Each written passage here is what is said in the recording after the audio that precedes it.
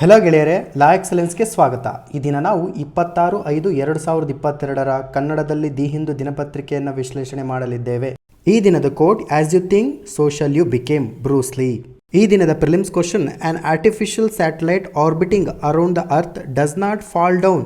This is so because the attraction of earth. ಇಲ್ಲಿ ಸರಿಯಾದ ಉತ್ತರ, provides the necessary acceleration for its motion.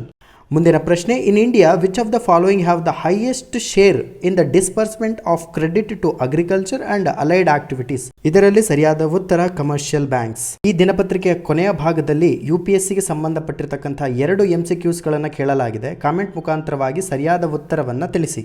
ಈ ದಿನದ ಮೊದಲನೇ article, WHO seeks India's help to test monkeypox case ಎನ್ನುವಂಥದ್ದು. ಈ ಒಂದು ಆರ್ಟಿಕಲ್ ಅನ್ನು GS2 ಅಲ್ಲಿ ಬರುವಂತಹ ಇಂಟರ್ನ್ಯಾಷನಲ್ ಆರ್ಗನೈಸೇಷನ್ ಎನ್ನುವಂಥ ಪಠ್ಯಕ್ರಮದ ಅಡಿಯಲ್ಲಿ ನೋಡ್ಕೊಳ್ಬಹುದು. ಈ ಒಂದು ಆರ್ಟಿಕಲ್ ಅಲ್ಲಿ ಮಂಕಿ ಪಾಕ್ಸ್ಗೆ ಸಂಬಂಧಪಟ್ಟಿರ್ತಕ್ಕಂಥ ಮಾಹಿತಿಯನ್ನು ಕೊಡಲಾಗಿದೆ. ಏನು WHO ವರ್ಲ್ಡ್ ಹೆಲ್ತ್ ಆರ್ಗನೈಸೇಷನ್ ಇಂಡಿಯಾಗೆ ಮಂಕಿ ಪಾಕ್ಸ್ಗೆ ಸಂಬಂಧಪಟ್ಟಂತೆ ಅಸಿಸ್ಟೆನ್ಸ್ ಅನ್ನು ಬಯಸಿದೆ.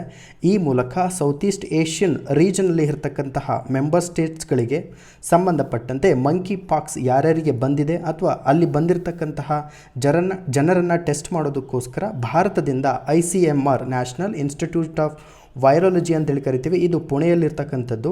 ಇದರ ಸಹಾಯವನ್ನು WHO ಕೋರಿರುವಂಥದ್ದನ್ನು ಈ ಒಂದು ಆರ್ಟಿಕಲ್ ಪ್ರಸ್ತುತಪಡಿಸ್ತಾ ಇದೆ. ಮುಂದಿನ ಹಂತದಲ್ಲಿ ಸೌತ್ ಈಸ್ಟ್ ಏಷ್ಯನ್ ರೀಜನ್ ಅಂತೇಳಿ ಈಗ ತಾನೇ ಮಾತಾಡ್ಕೊಂಡು ಅಲ್ಲಿರ್ತಕ್ಕಂಥ ಮೆಂಬರ್ ಸ್ಟೇಟ್ಸ್ಗಳನ್ನು ಕೂಡ ಮಾತಾಡ್ಕೊಂಡ್ವಿ. ಸೊ ಈ ಸೌತ್ ಈಸ್ಟ್ ಏಷ್ಯನ್ ರೀಜನ್ಗೆ ಸಂಬಂಧಪಟ್ಟಿರ್ತಕ್ಕಂತಹ ಮಾಹಿತಿಯನ್ನು ನೋಡ್ಕೊಳ್ಳೋದಾದರೆ, ಇಡೀ ಪ್ರಪಂಚದಲ್ಲಿಯೇ 1/4 ಪಾಪ್ಯುಲೇಷನನ್ನು ಹೊಂದಿದೆ ಈ ಒಂದು ಮೆಂಬರ್ ಸ್ಟೇಟ್ಸ್ಗಳು. ಇದರೊಂದಿಗೆ ವರ್ಲ್ಡಲ್ಲಿರ್ತಕ್ಕಂಥ 100% ಪಾಪ್ಯುಲೇಷನಲ್ಲಿ ಅಥವಾ 100% ಪೂರ್ ಪಾಪ್ಯುಲೇಷನಲ್ಲಿ 40% ಪಾಪ್ಯುಲೇಷನ್ ಈ ಸೌತ್ ಈಸ್ಟ್ ಏಷ್ಯನ್ ರೀಜನ್ ಹೊಂದಿದೆ. ಅದರೊಂದಿಗೆ ಗ್ಲೋಬಲ್ ಡಿಸೀಸ್ ಬರ್ಡನನ್ನು ನಾವು ನೋಡ್ಕೊಳ್ಳೋದಾದರೆ 30% ಗ್ಲೋಬಲ್ ಬರ್ಡನ್ ಡಿಸೀಸಸ್ಸನ್ನು ಈ ಸೌತ್ ಈಸ್ಟ್ ಏಷ್ಯನ್ ರೀಜನನ್ನು ಹೊಂದಿರುವಂಥದ್ದನ್ನು ನೋಡ್ಕೊಳ್ಬೋದು. ಮುಂದಿನ ಹಂತದಲ್ಲಿ ಮಂಕಿ ಪಾಕ್ಸ್ಗೆ ಸಂಬಂಧಪಟ್ಟಿರ್ತಕ್ಕಂಥ ಮಾಹಿತಿಯನ್ನು, ಎಕ್ಸ್ಟ್ರಾ ಮಾಹಿತಿಯನ್ನು ತಿಳ್ಕೊಳ್ಳೋಣ. ಇದು ನಮಗೆ UPSC ಪರ್ಸ್ಪೆಕ್ಟಿವ್ ಆಗಿ ಇಂಪಾರ್ಟೆಂಟ್ ಆಗ್ತಾ ಹೋಗುತ್ತೆ.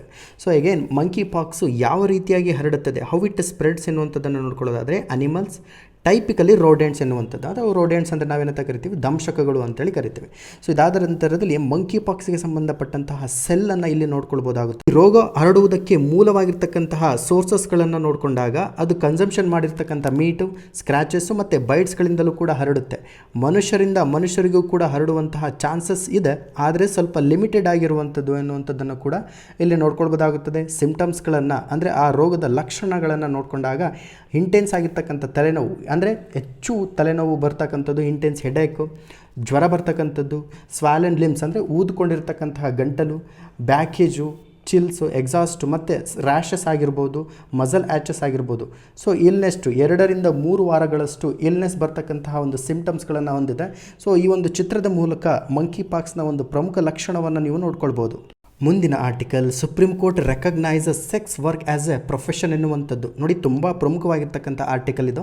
GS2 ಅಲ್ಲಿ ಬರುವಂಥ ಇಂಡಿಯನ್ ಜುಡಿಷರಿ ಗವರ್ನಮೆಂಟ್ ಪಾಲಿಸೀಸ್ ಎನ್ನುವಂಥ ಪಠ್ಯಕ್ರಮದ ಅಡಿಯಲ್ಲೂ ಕೂಡ ಇದನ್ನು ನೋಡ್ಕೊಳ್ಬೋದು. It says police should neither interfere nor take criminal action against adult consenting sex workers ಎನ್ನುವಂಥದ್ದು.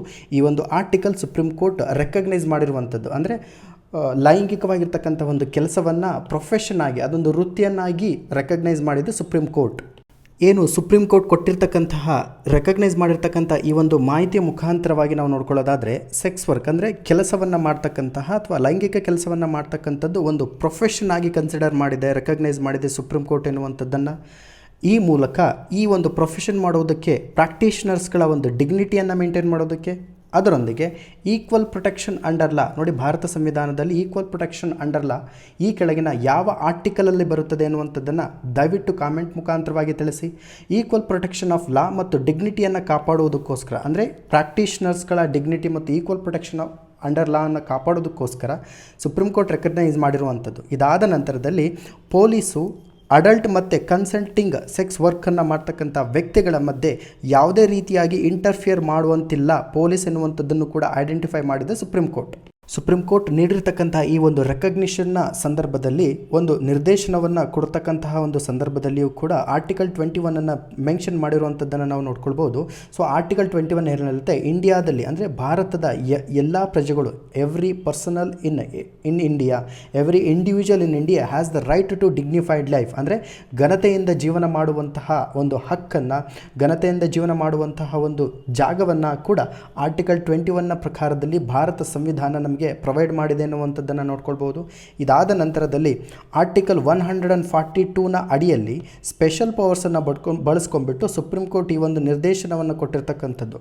ಹಾಗಾದರೆ ಈ ಒಂದು ಆರ್ಟಿಕಲ್ ಈ ಒಂದು ವಾರದಿಂದ ತುಂಬ ಸುದ್ದಿಯಲ್ಲಿದೆ. 142 ಆರ್ಟಿಕಲ್ನ ವಿಶೇಷತೆ ಏನು, ಯಾವುದು ಸ್ಪೆಷಲ್ ಪವರನ್ನು ಹೊಂದಿರ್ತದೆ ಈ ಒಂದು 142 ಆರ್ಟಿಕಲ್ ಎನ್ನುವಂಥದ್ದನ್ನು ಕಾಮೆಂಟ್ ಮುಖಾಂತರವಾಗಿ ತಿಳಿಸಿ. ಮುಂದಿನ ಹಂತದಲ್ಲಿ basic protection of human decency and dignity extend to sex workers and their childrens ಎನ್ನುವಂಥದ್ದನ್ನು ಕೂಡ ಇಲ್ಲಿ ಪ್ರಸ್ತುತಪಡಿಸಲಾಗಿದೆ. ಈ ಒಂದು ಚಿತ್ರದಲ್ಲಿ ತಾವು ಗಮನಿಸ್ಬೋದು, ಅಸ್ಸಾಂನಲ್ಲಿರ್ತಕ್ಕಂಥ ಕಾರ್ಬಿ ಆಂಗ್ಲಾಂಗ್ ಡಿಸ್ಟ್ರಿಕ್ಟ್ರಲ್ಲಿ ಒಂದು ಟ್ರೈಬ್ಸ್ಗಳಿದ್ದಾರೆ. ಅವನ್ನ ನಾವು ತೀವಾ ಟ್ರೈಬ್ಸ್ ಅಂತೇಳಿ ಕರಿತೀವಿ. ಸರಿಯಾಗಿ ನೆನ್ಪಿಟ್ಕೊಳ್ಳಿ, ಅಸ್ಸಾಂನ ಕಾರ್ಬಿ ಆಂಗ್ಲಾಂಗ್ ಡಿಸ್ಟ್ರಿಕ್ಟ್ನಲ್ಲಿ ತೀವಾ ಎನ್ನುವಂತಕ್ಕಂತಹ ಒಬ್ಬ ಟ್ರೈಬ್ಸ್ಮೆನ್ಗಳಿರ್ತಾರೆ. ಆ ಟ್ರೈಬ್ಮೆನ್ಸ್ಗಳು ತನ್ನ ಡ್ಯಾನ್ಸನ್ನು ಪರ್ಫಾರ್ಮ್ ಮಾಡ್ತಿರುವಂಥದ್ದನ್ನು ಈ ಒಂದು ಆರ್ಟಿಕಲಲ್ಲಿ ಪ್ರಸ್ತುತಪಡಿಸಲಾಗ್ತಿದೆ. ಈ ಒಂದು ಇಮೇಜ್ನ ಮುಖಾಂತರವಾಗೂ ಕೂಡ ನಾವು ನೋಡ್ಕೊಳ್ಬೋದು. ಯಾವ ಒಂದು ಫೆಸ್ಟಿವಲನ್ನು ಆಚರಣೆ ಮಾಡ್ತಾರೆ ನೋಡಿ, ನಮಗೆ ಎಕ್ಸಾಂಪಲ್ ಪರ್ಸ್ಪೆಕ್ಟಿವ್ ಆಗಿ ವಾಂಚ್ವಾ ಅಂತಕ್ಕಂಥ ಫೆಸ್ಟಿವಲನ್ನು ಅಸ್ಸಾಂನ ಟ್ರೈಬ್ಸ್ಮೆನ್ ಆಗಿರ್ತಕ್ಕಂಥ ತೀವಾ ಟ್ರೈಬ್ಸ್ಮೆನ್ಗಳು ಪರ್ಫಾರ್ಮ್ ಮಾಡ್ತಾರೆ. ಸೊ ಏನಕ್ಕೆ ಪರ್ಫಾರ್ಮ್ ಮಾಡ್ತಾರೆ ಅಂದರೆ, ತೀವಾಸ್ಗಳು ತಮ್ಮ ಹಾರ್ವೆಸ್ಟ್ಗಳನ್ನು ಮಾಡಿರ್ತಕ್ಕಂಥ ಅಥವಾ ಅಗ್ರಿಕಲ್ಚರನ್ನು ಮಾಡಿರ್ತಕ್ಕಂಥ ಹಾರ್ವೆಸ್ಟ್ಗಳು ಪೆಸ್ಟ್ಗಳಿಂದ ಮತ್ತು ನ್ಯಾಚುರಲ್ ಕಲಾಮಿಟೀಸ್ಗಳಿಂದ ಅಂದರೆ ಹುಳಗಳಿಂದ ಮತ್ತು ಸ್ವಾಭಾವಿಕ ವಿಕೋಪಗಳಿಂದ ರಕ್ಷಣೆಯನ್ನು ಪಡೀಲಿ ಅಥವಾ ಪ್ರೊಟೆಕ್ಷನನ್ನು ಪಡೀಲಿ ಅನ್ನುವಂಥದ್ದನ್ನು ಪ್ರಸ್ತುತಪಡಿಸೋದಕ್ಕೆ, ಅದನ್ನು ಎಂಡೋರ್ಸ್ ಮಾಡೋದಕ್ಕೆ ವಾಂಚ್ವಾ ಫೆಸ್ಟಿವಲಲ್ಲಿ ಈ ಒಂದು ಡ್ಯಾನ್ಸನ್ನು ಪರ್ಫಾರ್ಮೆನ್ಸ್ ಮಾಡಲಾಗುತ್ತದೆ. ತೀವಾ ಟ್ರೈಬ್ಸ್ಗಳ ಮುಖ್ಯವಾಗಿರ್ತಕ್ಕಂಥ ಕೆಲಸ, ಮುಖ್ಯವಾಗಿರ್ತಕ್ಕಂಥ ಆಕ್ಯುಪೇಷನ್ ಏನು ಅಂತ ನೋಡ್ಕೊಳ್ಳೋದಾದರೆ ಅಗ್ರಿಕಲ್ಚರ್. ಮುಂದಿನ article, India's palm oil imports said to hit 11-year low ಎನ್ನುವಂಥದ್ದು ಈ ಒಂದು ಆರ್ಟಿಕಲನ್ನು GS3ಯಲ್ಲಿ ಬರುವಂಥ ಇಂಡಿಯನ್ ಎಕಾನಮಿ ಎನ್ನುವಂಥ ಪಠ್ಯಕ್ರಮದ ಅಡಿಯಲ್ಲಿ ನೋಡ್ಕೊಳ್ಬಹುದು. ಪಾಮ್ ಆಯಿಲ್ನ ಒಂದು ಆಮದುವಿನಲ್ಲಿ, ಇಂಪೋರ್ಟ್ನಲ್ಲಿ ಕಳೆದ 11 ವರ್ಷಗಳಲ್ಲಿ ಅತಿ ಕಡಿಮೆ ಪ್ರಮಾಣದ ಇಂಪೋರ್ಟನ್ನು ನಾವು ಕಾಣ್ತಾ ಇದ್ವಿ, ಆಮದುವನ್ನು ಕಾಣ್ತಾ ಇದ್ದೀವಿ ಅನ್ನೋಂಥದ್ದನ್ನು ಆರ್ಟಿಕಲ್ ಪ್ರಸ್ತುತಪಡಿಸ್ತಾ ಇದೆ. ಸೊ ಇದರೊಂದಿಗೆ ಈ ಪಾಮ್ ಆಯಿಲ್ಗೆ ಸಂಬಂಧಪಟ್ಟಿರ್ತಕ್ಕಂಥ ಮಾಹಿತಿಯನ್ನು ತಿಳ್ಕೊಳ್ಳೋಣ. ಸೊ ನೋಡಿ, ಪಾಮ್ ಆಯಿಲ್ಗೆ ನಾವು ಕನ್ನಡದಲ್ಲಿ ತಾಳೆ ಎಣ್ಣೆ ಅಂತೇಳಿ ಕರಿತೀವಿ. ಕಾಮೆಂಟ್ ಸೆಕ್ಷನಲ್ಲಿ ಸೋಯಾಬೀನ್ ಆಯಿಲನ್ನು ಅತಿ ಹೆಚ್ಚು ಪ್ರೊಡ್ಯೂಸ್ ಮಾಡುವಂತಹ ಕಂಟ್ರಿಯ ಹೆಸರು ಎನ್ನುವಂಥದ್ದನ್ನು ಕಾಮೆಂಟ್ ಮುಖಾಂತರವಾಗಿ ತಿಳಿಸಿ. ಇದರೊಂದಿಗೆ ಸನ್ಫ್ಲವರ್ ಆಯಿಲ್, ಸೂರ್ಯಕಾಂತಿ ಎಣ್ಣೆಯನ್ನು ಅತಿ ಹೆಚ್ಚು ಬೆಳೆಯುವಂತಹ ಅಥವಾ ಅತಿ ಹೆಚ್ಚು ಪ್ರೊಡ್ಯೂಸ್ ಮಾಡುವಂತಹ ಕಂಟ್ರಿ ಯಾವುದು ಎನ್ನುವಂಥದ್ದನ್ನು ಕಾಮೆಂಟ್ ಮುಖಾಂತರವಾಗಿ ತಿಳಿಸಿ. ಇದರೊಂದಿಗೆ ಎಡಿಬಲ್ ಆಯಿಲ್ಸ್, ಎಣ್ಣೆ ಕಾಳುಗಳ ಒಂದು ಗ್ರ್ಯಾಜುವಲ್ ಇನ್ಕ್ರೀಸಸ್ ಅಥವಾ ಸಿಗ್ನಿಫಿಕೆಂಟ್ ಇನ್ಕ್ರೀಸಸ್ಸನ್ನು ನಾವು ಯೆಲ್ಲೋ ರೆವಲ್ಯೂಷನ್ ಅಂತೇಳಿ ಕರಿತೀವಿ. ಹಾಗಾದರೆ who is the father of yellow revolution ಎನ್ನುವಂಥದ್ದನ್ನು ಕಾಮೆಂಟ್ ಮುಖಾಂತರವಾಗಿ ತಿಳಿಸಿ. ಇದರೊಂದಿಗೆ ಸೋಯಾಬೀನ್ ಎಣ್ಣೆಯ ಇಂಪೋರ್ಟಲ್ಲಿ, ಸೊ ಈ ಸೋಯಾಬೀನ್ ಎಣ್ಣೆಯ ಇಂಪೋರ್ಟ್ಗೆ ಸಂಬಂಧಪಟ್ಟಂತೆ 57% ಇನ್ಕ್ರೀಸನ್ನು ಕಾಣಲಿದೆ ಎನ್ನುವಂಥದ್ದನ್ನು ಡೀಲರ್ಸ್ಗಳು ಅಂದರೆ ಪೂರೈಕೆದಾರರು ಪ್ರಸ್ತುತಪಡಿಸಲಾಗ್ತಿರುವಂಥದ್ದು. ಭಾರತ ದೇಶದಲ್ಲಿ ಪಾಮ್ ಆಯಿಲ್ ಇಂಪೋರ್ಟ್ ತುಂಬ ಕಡಿಮೆ ಆಗ್ತಾ ಇದೆ. ಇದರೊಂದಿಗೆ ಸೋಯಾಬೀನ್ ಆಯಿಲ್ನ ಇಂಪೋರ್ಟ್ ಜಾಸ್ತಿ ಆಗ್ತಿರುವಂಥದ್ದನ್ನು ಈ ಒಂದು ಆರ್ಟಿಕಲ್ ಮುಖಾಂತರವಾಗಿ ನಾವು ತಿಳ್ಕೊಳ್ಬೋದಾಗುತ್ತದೆ. ಈ ಆರ್ಟಿಕಲ್ಗೆ ಸಂಬಂಧಪಟ್ಟಂತೆ 3 ಪ್ರಮುಖವಾದಂಥ ಮಾಹಿತಿಯನ್ನು ತಿಳ್ಕೊಳ್ಳೋಣ. ನೋಡಿ, ಲಾರ್ಜೆಸ್ಟ್ ಪ್ರೊಡ್ಯೂಸರ್, ಪಾಮ್ ಆಯಿಲನ್ನು ಲಾರ್ಜೆಸ್ಟ್ ಪ್ರೊಡ್ಯೂಸ್ ಮಾಡುವಂಥದ್ದು ಮತ್ತು ಅತಿ ಹೆಚ್ಚು ಎಕ್ಸ್ಪೋರ್ಟ್ ಮಾಡ್ತಕ್ಕಂತಹ ಕಂಟ್ರೀಸ್ಗಳ ಸಾಲಿನಲ್ಲಿ ಇಂಡೋನೇಷ್ಯಾ ಫಸ್ಟ್ ಪ್ಲೇಸನ್ನು ಪಡ್ಕೊಂಡಿದೆ. ಇದರೊಂದಿಗೆ ಮಲೇಷ್ಯಾ ಎನ್ನುವಂತಹ ರಾಷ್ಟ್ರವು ಕೂಡ ರ್ಯಾಂಕ್ನಲ್ಲಿದೆ. ಸೊ ಇತ್ತೀಚೆಗೆ ಇಂಡೋನೇಷ್ಯಾ ಏನು ಮಾಡಿತ್ತು, ಪಾಮ್ ಆಯಿಲನ್ನು ಎಕ್ಸ್ಪೋರ್ಟ್ ಮಾಡೋದಂತು ಅಥವಾ ಪಾಮ್ ಆಯಿಲನ್ನು ಎಕ್ಸ್ಪೋರ್ಟ್ ಮಾಡುವಂಥ ಆ್ಯಕ್ಟಿವಿಟೀಸನ್ನು ಏನು ಮಾಡ್ತು, ಕಡಿಮೆ ಮಾಡ್ತು. ಆದರೆ ಅದನ್ನು ನಿಷೇಧ ಮಾಡಲಾಯಿತು. ಕಾರಣ ಏನು ಅಂದರೆ, ಪೆಟ್ರೋಲ್ನಲ್ಲಿ ಬ್ಲೆಂಡಿಂಗನ್ನು ಮಾಡುವುದಕ್ಕೋಸ್ಕರ ಎಡಿಬಲ್ ಆಯಿಲನ್ನು ಪೆಟ್ರೋಲ್ನಲ್ಲಿ ಬ್ಲೆಂಡಿಂಗನ್ನು ಮಾಡಬೇಕು, ಪಾಮ್ ಆಯಿಲನ್ನು ಪೆಟ್ರೋಲಲ್ಲಿ ಬ್ಲೆಂಡಿಂಗ್ ಮಾಡಬೇಕು ಎನ್ನುವಂಥ ನಿರ್ಧಾರವನ್ನು ಇಂಡೋನೇಷ್ಯಾ ತೆಗೆದುಕೊಳ್ತು. ಆದುದರಿಂದ ಪಾಮ್ ಆಯಿಲನ್ನು ಎಕ್ಸ್ಪೋರ್ಟ್ ಮಾಡುವಂಥ ಒಂದು ಕೆಲಸವನ್ನು ಸ್ಟಾಪ್ ಮಾಡ್ತು. ಇದರೊಂದಿಗೆ ಭಾರತಕ್ಕೆ ಅಂದರೆ ವರ್ಲ್ಡ್ ಮಾರ್ಕೆಟಲ್ಲಿ ಪಾಮ್ ಆಯಿಲ್ಗೆ ಡಿಮ್ಯಾಂಡ್ ಜಾಸ್ತಿ ಆಗ್ತಾ ಹೋಯಿತು. ಸೊ ಇದರೊಂದಿಗೆ ಭಾರತ ದೇಶಕ್ಕೆ ಸಂಬಂಧಪಟ್ಟಂತೆ ಡ್ಯೂಟಿ ಫ್ರೀ ಇಂಪೋರ್ಟ್ಸ್ಗಳನ್ನು ಸರಿಯಾಗಿ ನೆನಪಿಟ್ಕೊಳ್ಳಿ. ಡ್ಯೂಟಿ ಫ್ರೀ ಇಂಪೋರ್ಟ್ಸ್ಗಳನ್ನು 2 ಮಿಲಿಯನ್ ಟನ್ಸ್ಗಳ ಮೌಲ್ಯದ ಹೊಂದಿರುವಂಥ ಸೋಯಲ್ ಆಯಿಲು ಮತ್ತು ಸನ್ಫ್ಲವರ್ ಆಯಿಲಿಗೆ ಭಾರತ ಪ್ರೊವೈಡ್ ಮಾಡಿರುವಂಥದ್ದು ಅವಕಾಶವನ್ನು ಕೊಟ್ಟಿರ್ತಕ್ಕಂಥದ್ದು 2ನೇ ಪಾಯಿಂಟ್. 3ನೇ ಪಾಯಿಂಟ್ ಏನು ಅಂದರೆ, ಭಾರತ 1.9 ಮಿಲಿಯನ್ ಟನ್ಸ್ನಷ್ಟು ಸನ್ಫ್ಲವರ್ ಆಯಿಲ್ ಅಂದರೆ ಸೂರ್ಯಕಾಂತಿ ಎಣ್ಣೆಯನ್ನು ಇಂಪೋರ್ಟ್ ಮಾಡಿಕೊಳ್ಳಲಿದೆ, ಆಮದು ಮಾಡಿಕೊಳ್ಳಲಿದೆ ಅನ್ನುವಂಥದ್ದನ್ನು ನಾವು ಈ ಆರ್ಟಿಕಲಲ್ಲಿ ಸರಿಯಾಗಿ ತಿಳ್ಕೊಳ್ಬೇಕು. ಈ ಮೂಲಕ ಎಡಿಬಲ್ ಆಯಿಲ್ಸ್ಗಳು ಫ್ಯೂಚರಲ್ಲಿ ಹೆಚ್ಚು ಡಿಮ್ಯಾಂಡನ್ನು ಹೊಂದಿರ್ತವೆ. ಇದಕ್ಕೆ ಸಂಬಂಧಪಟ್ಟಂತೆ ದೇಶೀಯವಾಗಿ ಎಂಡೋಜೀನಿಯಸ್ ಆಗಿ ನಾವು ಪ್ರೊಡಕ್ಷನನ್ನು ಮಾಡಬೇಕು, ಬೇರೆ ದೇಶದ ಮೇಲೆ ಡಿಪೆಂಡೆಂಟ್ ಆಗಬಾರ್ದು ಎನ್ನುವಂಥ ಒಂದು ಮಾಹಿತಿಯನ್ನು ನಾವು ಸರಿಯಾಗಿ ತಿಳ್ಕೊಳ್ಬೇಕು. ಈ ಮೂಲಕ ಫಾರ್ಮರ್ಸ್ಗಳಿಗೆ ಈ ಎಡಿಬಲ್ ಆಯಿಲ್ಸ್ಗಳನ್ನು ಪ್ರಿಪೇರ್ ಮಾಡೋದಕ್ಕೆ ಅಥವಾ ಪ್ರೊಡ್ಯೂಸ್ ಮಾಡೋದಕ್ಕೆ ಹೆಚ್ಚು ಹೆಚ್ಚು ಸಬ್ಸಿಡಿ ಆಧಾರಿತ ಸುಧಾರಣೆಗಳನ್ನು ಕೊಡುವಂಥದ್ದು. ಈ ಮೂಲಕ ಭಾರತದಲ್ಲಿ ಎಸ್ಪೆಷಲಿ ಕರ್ನಾಟಕದಲ್ಲಿ ಜಟ್ರೋಫಾ ಎನ್ನುವಂತಹ ಒಂದು ಸಸ್ಯದ ತಳಿಗಳಿದ್ದಾವೆ. ಸರಿಯಾಗಿ ನೆನಪಿಟ್ಕೊಳ್ಳಿ, ಜಟ್ರೋಫಾ ಎನ್ನುವಂತಹ ಸಸ್ಯದ ತಳಿಗಳಿಂದ ಅಥವಾ ಸಸ್ಯದ ಬೀಜಗಳಿಂದ ನಾವೇನು ತಯಾರು ಮಾಡ್ತಾ ಇದ್ವಿ, ಡೀಸೆಲನ್ನು ತಯಾರು ಮಾಡ್ತಾ ಇದ್ವಿ. ಸೊ ಇದಕ್ಕೆ ಸರ್ಕಾರ ಏನು ಕೊಡ್ತಾ ಇತ್ತು, ಸಬ್ಸಿಡಿಯನ್ನು ಕೂಡ ಕೊಡ್ತಾ ಇತ್ತು. ಸೊ ಈ ರೀತಿಯಾದಂತಹ ಕ್ರಮವನ್ನು ನಮ್ಮ ಸರ್ಕಾರ ತೆಗೆದುಕೊಳ್ಬೇಕು ಎನ್ನುವಂಥದ್ದನ್ನು ನಾವು ಸಜೆಷನ್ ರೂಪದಲ್ಲಿ ಸರಿಯಾಗಿ ನೆನಪಿಟ್ಕೊಳ್ಬೋದು. ಮುಂದಿನ article, dreams takes wing, army gets first women combat pilot ಎನ್ನುವಂಥದ್ದು. ಈ ಒಂದು ಆರ್ಟಿಕಲನ್ನು ನಾವು GS 3ಯಲ್ಲಿ ಬರುವಂಥ ವುಮೆನ್ ಎಂಪವರ್ಮೆಂಟ್ ಎನ್ನುವಂಥ ಪಠ್ಯಕ್ರಮದ ಅಡಿಯಲ್ಲಿ ನೋಡ್ಕೊಳ್ಬೋದು. ಸೊ ಭಾರತದಲ್ಲಿ ಮೊಟ್ಟ ಮೊದಲಿಗೆ India's first women to join the army aviation corps, Abhilasha Sharma ಅವರು ಭಾರತ ದೇಶದಲ್ಲಿ ಕಾಂಬಾಟ್ ಏವಿಯೇಟರ್ ಆಗಿ, ಅದರಲ್ಲೂ ಕೂಡ ಆರ್ಮಿ ಏವಿಯೇಷನ್ ಕಾರ್ಪ್ಸ್ ಆಗಿ ಮೊಟ್ಟ ಮೊದಲ ಬಾರಿಗೆ ಮಹಿಳೆಯರಲ್ಲಿಯೇ ಕೂಡ ಅಪಾಯಿಂಟ್ ಆಗಿರ್ತಕ್ಕಂಥದ್ದನ್ನು ನಾವು ನೋಡ್ಕೊಳ್ಬೋದು. ಇವರು 2018ರಲ್ಲಿ ಕಮಿಷನ್ ಆಗಿರ್ತಕ್ಕಂಥದ್ದು. So 6 month combat army aviation course ಆದ ನಂತರ ಭಾರತದ ಮೊಟ್ಟ ಮೊದಲ ಮಹಿಳಾ ಆರ್ಮಿ ಏವಿಯೇಷನ್ ಕಾರ್ಪ್ಸ್ ಆಗಿ ಆಯ್ಕೆ ಆಗಿರುವಂಥದ್ದು. ಇದರೊಂದಿಗೆ ಮಹಿಳಾ ಸಬಲೀಕರಣಕ್ಕೆ ಒಂದು ಪುಷ್ಟಿ ಸಿಕ್ಕಂತಾಗಿದೆ. ಸೊ KPSC ಅಂತಹ ಪರೀಕ್ಷೆಗಳಲ್ಲಿ India's first women aviation corps ಯಾರಾಗಿದ್ದವರು ಎನ್ನುವಂಥದ್ದನ್ನು ಕೇಳುವಂಥ ಚಾನ್ಸಸ್ ಜಾಸ್ತಿ ಇರುತ್ತೆ. ಅದಕ್ಕೋಸ್ಕರ ಕ್ಯಾಪ್ಟನ್ ಅಭಿಲಾಷ್ ಭಾರಕ್ ಅವರ ಹೆಸರನ್ನು ನಾವು ಎಕ್ಸಾಮ್ ಪರ್ಸ್ಪೆಕ್ಟಿವ್ ಆಗಿ ನೆನಪಿಟ್ಕೊಬೇಕಾಗುತ್ತದೆ. ಸೊ ಇದರೊಂದಿಗೆ 2021ರಲ್ಲಿ ಆರ್ಮಿ ಏವಿಯೇಷನ್ ಅನ್ಮ್ಯಾನ್ಡ್ ಏರಿಯಲ್ ವೆಹಿಕಲ್ಸ್ನ ಒಂದು ಸಪೋರ್ಟನ್ನು, ಕಂಟ್ರೋಲನ್ನು ಪಡ್ಕೊಳ್ಳೋದು. ಹಿಂದೆ ಆರ್ಮಿ ಏವಿಯೇಷನ್ ಕೇವಲ ಆರ್ಟಿಲರಿಯ ಒಂದು ಸಪೋರ್ಟನ್ನು ಹೊಂದಿತ್ತು. ಅದಾದ ನಂತರ UAVಯ ಸಪೋರ್ಟನ್ನು, ಕಂಟ್ರೋಲನ್ನು ಕೂಡ ಹೊಂದಿರುವಂಥದ್ದು. ಇದರಿಂದಾಗಿ ಏವಿಯೇಷನ್ ಅಸೆಟ್ಸ್ಗಳನ್ನು ಒಂದು ರೂಫಲ್ಲಿ, ಅಂದರೆ ಒಂದು ಸೂರಿನ ಅಡಿಯಲ್ಲಿ ತೆಗೆದುಕೊಳ್ಳುವುದಕ್ಕೆ ಈ ಒಂದು ನಿರ್ಧಾರವನ್ನು ತೆಗೆದುಕೊಂಡಿದೆ. ಈ ನಿರ್ಧಾರ ತೆಗೆದುಕೊಂಡಿರೋದಕ್ಕೆ ಪ್ರಮುಖವಾದಂತಹ ಕಾರಣ ಏನು ಅಂದರೆ 2020ರಲ್ಲಿ ಪೂರ್ವ ಲಡಾಖ್ನಲ್ಲಿ ಆದಂತಹ ಒಂದು ಡಿಸ್ರಪ್ಷನ್. ಇದರಿಂದ ಅತಿ ಹೆಚ್ಚು ಪ್ರಮಾಣದ ಸ್ಪೆಷಲ್ ಆಗಿ ಏವಿಯೇಷನ್ಗೆ ಸಂಬಂಧಪಟ್ಟಿರ್ತಕ್ಕಂಥ ಎಂಪ್ಲಾಯ್ಮೆಂಟನ್ನು ಈ ಒಂದು ಭಾಗದಲ್ಲಿ ಇಡಲಾಗ್ತಾ ಇದೆ. ಎಸ್ಪೆಷಲಿ ನಾರ್ತನ್ ಬಾರ್ಡರ್ಗೆ ಇಡಲಾಗ್ತಿರುವಂಥದ್ದನ್ನು ನಾವು ಗಮನದಲ್ಲಿಟ್ಕೊಳ್ಬೇಕು. ಮುಂದಿನ article, 78% of students found remote learning burdensome survey. As many as 24% said they had no digital devices at home according to the NAS 2021 ಎನ್ನುವಂಥದ್ದು. ಈ ಒಂದು ಆರ್ಟಿಕಲನ್ನು ನಾವು GS 3ಯಲ್ಲಿ ಬರುವಂಥ ಎಜುಕೇಷನ್, ಅಂದರೆ issues related with the education ಅಂತ ಪಠ್ಯಕ್ರಮದ ಅಡಿಯಲ್ಲಿ ನೋಡ್ಕೊಳ್ಬೋದಾಗುತ್ತದೆ. ಸೊ ಭಾರತದಲ್ಲಿ 78% ಸ್ಟೂಡೆಂಟ್ಸ್ಗಳಿಗೆ ರಿಮೋಟ್ ಲರ್ನಿಂಗಿಗೆ ಸಂಬಂಧಪಟ್ಟಂತೆ ಕೆಲವೊಂದು ಬಾರ್ಡರ್ಸಮ್ಗಳನ್ನು ಅಥವಾ ತೊಂದರೆಗಳನ್ನು ಫೇಸ್ ಮಾಡ್ತಿರುವಂಥದ್ದನ್ನು ಈ ಒಂದು ಸರ್ವೆ ಮುಖಾಂತರವಾಗಿ ನಾವು ತಿಳ್ಕೊಳ್ಬೋದಾಗುತ್ತದೆ. ಸೊ ಮುಂದಿನ ಹಂತದಲ್ಲಿ ಇಲ್ಲಿ ಆನ್ಲೈನ್ ಲರ್ನಿಂಗಿಗೆ ಸಂಬಂಧಪಟ್ಟಂತೆ, ಅಂದರೆ ಆನ್ಲೈನ್ ಕಲಿಯುವಿಕೆಗೆ ಸಂಬಂಧಪಟ್ಟಂತೆ ಸ್ಟೂಡೆಂಟ್ಸ್ಗಳು ಫೇಸ್ ಮಾಡ್ತಿರ್ತಕ್ಕಂತಹ ಒಂದು ಟ್ರಬಲನ್ನು, ಅವರು ಎದುರಿಸ್ತಕ್ಕಂಥ ಒಂದು ಸಮಸ್ಯೆಯನ್ನು ಈ ಮೂಲಕ ತಿಳಿಸಲಾಗಿರುವಂಥದ್ದು. National achievement survey 2021 report.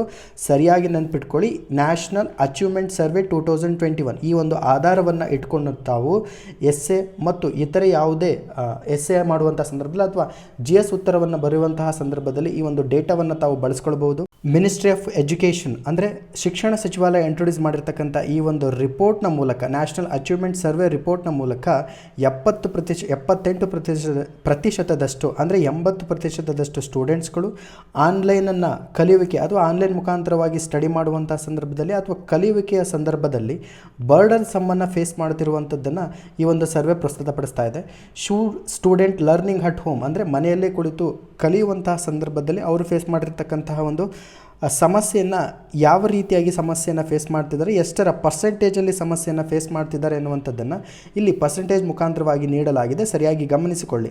So ಈ ಒಂದು ರಿಪೋರ್ಟು ನಮ್ಮ ಎಜುಕೇಷನ್ ದೃಷ್ಟಿಯಿಂದ ಮುಂದಿನ ದಿನಗಳಲ್ಲಿ ತುಂಬ ಪ್ರಮುಖವಾಗಿರ್ತಕ್ಕಂಥ ಪಾತ್ರವನ್ನು ವಹಿಸ್ತದೆ. ಕಾಮೆಂಟ್ ಸೆಕ್ಷನಲ್ಲಿ ಈ ಕೆಳಗಿನ ಯಾವ ರಾಜ್ಯ ಬಡ ಮಕ್ಕಳಿಗೆ, ಅಂದರೆ ಪ್ಯಾಂಡಮಿಕ್ ಸಮಯದಲ್ಲಿ ಬಡ ಮಕ್ಕಳಿಗೆ ಸಹಾಯ ಆಗಲಿ ಅನ್ನುವಂಥ ದೃಷ್ಟಿಯನ್ನು ಇಟ್ಕೊಂಡು ಅವರ ಎಜುಕೇಷನಿಗೆ ಸಂಬಂಧಪಟ್ಟಂತೆ ಡೆವಲಪ್ಮೆಂಟನ್ನು ಕಾಣೋದಕ್ಕೋಸ್ಕರ, ಪ್ರೋಗ್ರೆಸ್ಸನ್ನು ಕಾಣೋದಕ್ಕೋಸ್ಕರ ಇಲ್ಲಾಂ ತೇಡಿ ಕಲ್ವಿ ಎನ್ನುವಂಥ ಒಂದು ಶಿಕ್ಷಣದ ಕಾರ್ಯಕ್ರಮವನ್ನು ಯಾವ ಸ್ಟೇಟ್ ಗೌರ್ಮೆಂಟ್ ಇಂಟ್ರೊಡ್ಯೂಸ್ ಮಾಡಿದೆ ಎನ್ನುವಂಥದ್ದನ್ನು ಕಾಮೆಂಟ್ ಮುಖಾಂತರವಾಗಿ ತಿಳಿಸಿ. ಮುಂದಿನ article, India must shift the discourse on abortion rights ಎನ್ನುವಂಥದ್ದು. ಈ ಒಂದು ಆರ್ಟಿಕಲನ್ನು ನಾವು GS 2 ಅಲ್ಲಿ ಬರುವಂತಹ government policies and women empowerment ಎನ್ನುವಂಥ ಪಠ್ಯಕ್ರಮದ ಅಡಿಯಲ್ಲಿ ನೋಡ್ಕೊಳ್ಬೋದು. It is not just a family planning and maternal health issue but also a sexual health and reproductive right issue ಎನ್ನುವಂಥದ್ದು. ಸೊ ಈ ಒಂದು ಆರ್ಟಿಕಲ್ ಕಂಪ್ಲೀಟಾಗಿ ಅಬಾರ್ಷನ್ ರೈಟಿಗೆ ಸಂಬಂಧಪಟ್ಟಂತೆ ಮಹಿಳೆಯರು ಮಕ್ಕಳಿಗೆ ಜನನ ನೀಡುವಂತಹ ಸಂದರ್ಭದಲ್ಲಿ ಅವರಿಗೆ ಯಾವ ರೀತಿಯಾಗಿ ಪ್ರೊಟೆಕ್ಷನನ್ನು ಕೊಡಬೇಕು, ಪಬ್ಲಿಕ್ ಹೆಲ್ತ್ ಫೆಸಿಲಿಟಿ ಯಾವ ರೀತಿಯಾಗಿ ಇರಬೇಕು ಎನ್ನುವಂಥದ್ದಕ್ಕೆ ಸಂಬಂಧಪಟ್ಟಿದೆ. ಮುಂದಿನ ಹಂತದಲ್ಲಿ ಈ ಒಂದು ಆರ್ಟಿಕಲಲ್ಲಿ ಪಬ್ಲಿಕ್ ಹೆಲ್ತ್ ಪ್ರಾಕ್ಟೀಷನರ್ಸ್ಗಳು ಯಾರು ಭಾರತ ಮತ್ತು ಯುನೈಟೆಡ್ ಸ್ಟೇಟ್ಸ್ನಲ್ಲಿ ವರ್ಕ್ ಮಾಡಿ ಮತ್ತು ಅಧ್ಯಯನ ಮಾಡಿರ್ತಕ್ಕಂಥ ಒಂದು ಆಧಾರದಲ್ಲಿ ಭಾರತದಲ್ಲಿ ಅಬಾರ್ಷನ್ ರೈಟ್ಸ್ಗೆ ಸಂಬಂಧಪಟ್ಟಂತೆ ಭಾರತ ಮತ್ತು ಯುನೈಟೆಡ್ ಸ್ಟೇಟ್ಸ್ನಲ್ಲಿ ಅಧ್ಯಯನ ಮಾಡಿ ಅಲ್ಲಿ ಕೆಲಸ ಮಾಡಿರ್ತಕ್ಕಂಥ ಆಧಾರದಲ್ಲಿ ಇಟ್ಟುಕೊಂಡು ಪ್ರಿಕೇರಿಯಸ್ ಮದರ್ ಅಬಾರ್ಷನ್ ರೈಟ್ಸ್ಗೆ ಸಂಬಂಧಪಟ್ಟಿರ್ತಕ್ಕಂತಹ ಮಾಹಿತಿಯನ್ನು ಕೊಡಲಾಗಿದೆ. ಇಲ್ಲಿ ಆತರ ಎರಡು ಪ್ರಮುಖವಾದಂಥ ಇನ್ಸಿಡೆಂಟನ್ನು ಹೇಳ್ತಾ ಇದ್ದಾರೆ. ಭಾರತ ದೇಶದಲ್ಲಿ ಜರುಗಿರ್ತಕ್ಕಂಥ ಎರಡು ಇನ್ಸಿಡೆಂಟನ್ನು ಹೇಳ್ತಾ ಇದ್ದಾರೆ. ಯಾವ ಆ ಎರಡು ಇನ್ಸಿಡೆಂಟ್ಸ್ ಅಂದರೆ, ಒಬ್ಬ ಮಹಿಳೆ ಸೆಪ್ಸಿಸ್ಸಿಂದ ಇನ್ಫೆಕ್ಷನಿಂದ ಡೈ ಆಗಿರುವಂಥದ್ದು, ಅದು ಕೂಡ ಬ್ಯಾಕ್ ಸ್ಟ್ರೇಟ್ ಅಬಾರ್ಷನ್ ಮಾಡಿದಂಥ ಸಂದರ್ಭದಲ್ಲಿ, ಅದರೊಂದಿಗೆ ಪ್ರೆಗ್ನೆಂಟ್ ವುಮೆನ್ ಉತ್ತರ ಪ್ರದೇಶದಲ್ಲಿ ಇಂಟರ್ನ್ಶಿಪ್ ಸಂದರ್ಭದಲ್ಲಿ ಸತ್ತೋಗಿರ್ತಕ್ಕಂಥದ್ದು ಅಥವಾ ಡೈ ಆಗಿರ್ತಕ್ಕಂಥ ವಿಷಯಕ್ಕೆ ಸಂಬಂಧಪಟ್ಟಂತೆ ಹೇಳಲಾಗಿರುವಂಥದ್ದು. ಈ ಎರಡು ಡೆತ್ಗಳು ವುಮೆನ್ಗೆ ಸಂಬಂಧಪಟ್ಟಂತೆ, ಅದರಲ್ಲೂ ಕೂಡ ಅಬಾರ್ಷನ್ ರೈಟ್ಸ್ಗೆ ಸಂಬಂಧಪಟ್ಟಂತೆ ಪ್ರಮುಖವಾದ ಇಮೇಜನ್ನು ಪ್ರೊವೈಡ್ ಮಾಡುತ್ತೆ. ಇದರೊಂದಿಗೆ ಸೊಸೈಟಿಯಲ್ಲಿ ನಾವು ಹೆಲ್ತ್ ಸಿಸ್ಟಮ್ಗೆ ಎಷ್ಟು ಪ್ರಿಫರೆನ್ಸನ್ನು ಕೊಡಬೇಕು, ವುಮೆನ್ ಪ್ರೊಟೆಕ್ಷನ್ಗೆ ಎಷ್ಟು ಕೇರನ್ನು ಕೊಡಬೇಕು, ವುಮೆನ್ಸ್ಗಳು ಹೊಂದಿರತಕ್ಕಂಥ ಪ್ರಿವಿಲೇಜಸ್ಗಳು, ಸವಲತ್ತುಗಳಿಗೆ ಎಷ್ಟು ಪ್ರಮಾಣದಲ್ಲಿ ನಾವು ಗಮನವನ್ನು ಹರಿಸಬೇಕು ಎನ್ನುವಂಥದ್ದನ್ನು ಇಲ್ಲಿ ಪ್ರಸ್ತುತಪಡಿಸಲಾಗಿರುವಂಥದ್ದು. ಇದರೊಂದಿಗೆ ಭಾರತ ದೇಶದ ಪ್ರೆಗ್ನೆಂಟ್ ವುಮೆನ್ಗಳಾಗಿರ್ಬೋದು, ಟ್ರಾನ್ಸ್ಜೆಂಡರ್ ಪರ್ಸನ್ಸ್ಗಳಾಗಿರ್ಬೋದು, ಇವು ಎರಡೂ ಪರ್ಸನ್ಸ್ಗಳು ಪ್ರತಿದಿನವೂ ಕೂಡ ಹೋರಾಟವನ್ನು ಮಾಡ್ತಾ ಇದ್ದಾರೆ. ಅದಕ್ಕೆ ಕಾರಣ ಏನು ಅಂದರೆ, ಅವರ ಬರ್ತಿಂಗ್ ಚಾಯ್ಸನ್ನು ಪ್ರಿಫರ್ ಮಾಡೋದಕ್ಕಾಗಿರ್ಬೋದು ಅಥವಾ ಅವರ ಬಾಡಿಲಿ ಅಟಾನಮಿಯನ್ನು ಫೇಸ್ ಮಾಡೋದಕ್ಕಾಗಿರ್ಬೋದು, ಇವೆರಡಕ್ಕೂ ಪ್ರಮುಖವಾದಂತಹ ಒಂದು ಹೋರಾಟವನ್ನು ಮಾಡ್ತಾ ಇದ್ದಾರೆ ವುಮೆನ್ಸ್ ಮತ್ತು ಟ್ರಾನ್ಸ್ಜೆಂಡರ್ ಪರ್ಸನ್ಸ್ಗಳು, ಎಸ್ಪೆಷಲಿ ಪ್ರೆಗ್ನೆಂಟ್ ಪೀಪಲ್ಗೆ ಸಂಬಂಧಪಟ್ಟಂತೆ. ಇಲ್ಲಿ ಗಮನ ಹರಿಸಬೇಕಾಗಿರ್ತಕ್ಕಂಥ ಪ್ರಮುಖ ಮಾಹಿತಿ ಏನು ಅಂದರೆ, ಭಾರತದಲ್ಲಿ medical termination pregnancy act 1971 introduce ಮಾಡಿದೆ. ಶಾರ್ಟ್ ಆಗಿ ನಾವು NTP ಆ್ಯಕ್ಟ್ ಅಂತೇಳಿ ಕರಿತೀವಿ. ಇದನ್ನು ಭಾರತದಲ್ಲಿ ಇಂಟ್ರೊಡ್ಯೂಸ್ ಮಾಡಿದೆ. ಈ ಮೂಲಕ ಅವರು ಕ್ಲೈಮ್ ಮಾಡ್ತಿರ್ತಕ್ಕಂಥದ್ದೇನು ಸೋಷಿಯಲ್ ಮೀಡಿಯಾ ಭಾರತದಲ್ಲಿ ಅಂದರೆ, USA ಗೆ ಸಂಬಂಧಪಟ್ಟಂತೆ ಭಾರತ ದೇಶದಲ್ಲಿ ಅಬಾರ್ಷನ್ ರೈಟ್ಸನ್ನು ಹೆಚ್ಚು ಪ್ರೋಗ್ರೆಸಿವನ್ನು ಮಾಡಲಾಗಿದೆ. USA ಗೆ ಕಂಪೇರ್ ಮಾಡಿಕೊಂಡ್ರೆ ಭಾರತದಲ್ಲಿ ಅಬಾರ್ಷನ್ ರೈಟ್ಸನ್ನು ಪ್ರೋಗ್ರೆಸಿವ್ ಆಗಿ ಇಟ್ಟಿದ್ದೇವೆ, ಅದನ್ನು ಡೆವಲಪ್ಮೆಂಟ್ ಮಾಡ್ತಿದ್ದೇವೆ ಅನ್ನುವಂಥದ್ದನ್ನು ಕ್ಲೈಮ್ ಮಾಡ್ತಿದ್ದೆ ಭಾರತ ದೇಶದ ಮೀಡಿಯಾಗಳಾಗಿರ್ಬೋದು ಮತ್ತು ನೆಟಿಸನ್ಸ್ಗಳಾಗಿರ್ಬೋದು. ಇದು ಗ್ರೌಂಡ್ ರಿಯಾಲಿಟಿ. ಆದರೂ ಕೂಡ ಇಲ್ಲಿ ಎರಡು ವುಮೆನ್ಸ್ಗಳು ಸತ್ತೋಗಿರುವಂಥದ್ದು ಎಗೇನ್ ಮತ್ತೆ ಅಬಾರ್ಷನ್ ರೈಟ್ಸ್ಗೆ ಸಂಬಂಧಪಟ್ಟಂತೆಯೇ ಆಗಿದೆ. ಇದನ್ನು ಆರ್ಟಿಕಲ್ ಪ್ರಸ್ತುತಪಡಿಸಲಾಗಿರುವಂಥದ್ದು.